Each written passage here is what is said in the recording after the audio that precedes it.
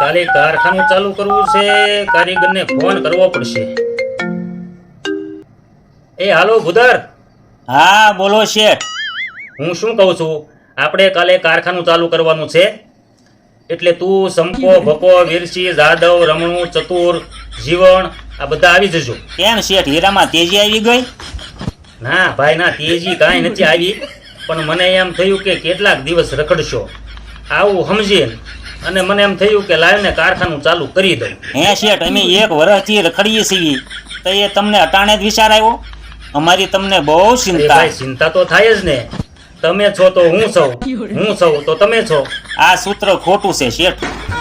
કેમ, કઈ રીતે? તમે છો એટલે અમે નથી, અમે છીએ એટલે તમે છો, નહીતર તમે પણ અમારી જેમ ગામડે ખેતી કરતા હોત. એ માસા હાર લેતા આવજો.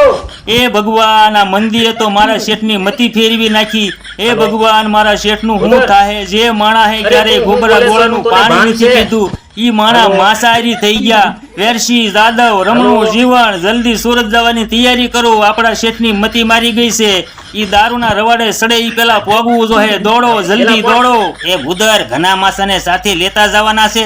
અરે માસાને માસીની હારી મુદ્રા મોકલ, અહીંયા માસાનો મુદ્દો છે. અરે રે, મારો દેવ જેવો દરિદ્રનું દુઃખ હરનારો દારૂના રવાડે સડે, ઈ પેલા તાબડતોબ સુરત પોગવું જોહે.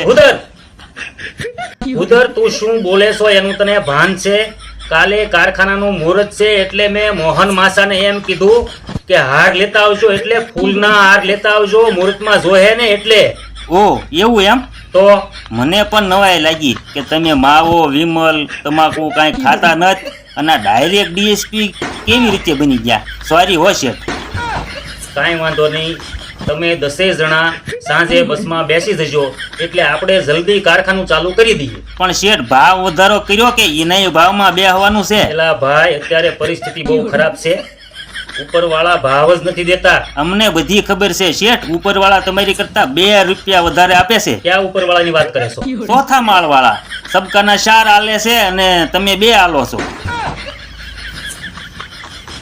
તું ગામડે ગયો પછી ભણવા બેસી ગયો હતો?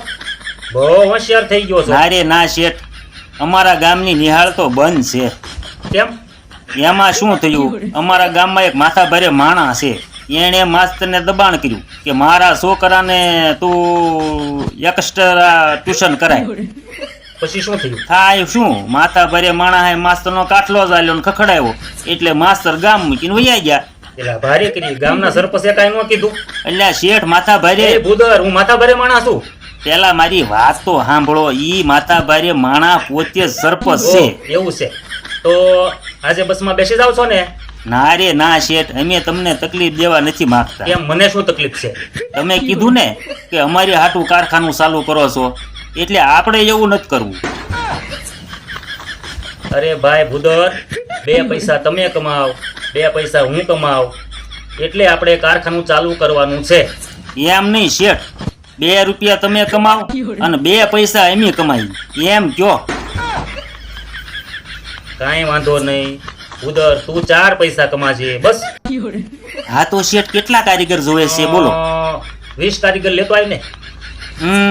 40,000 કમિશન થાય.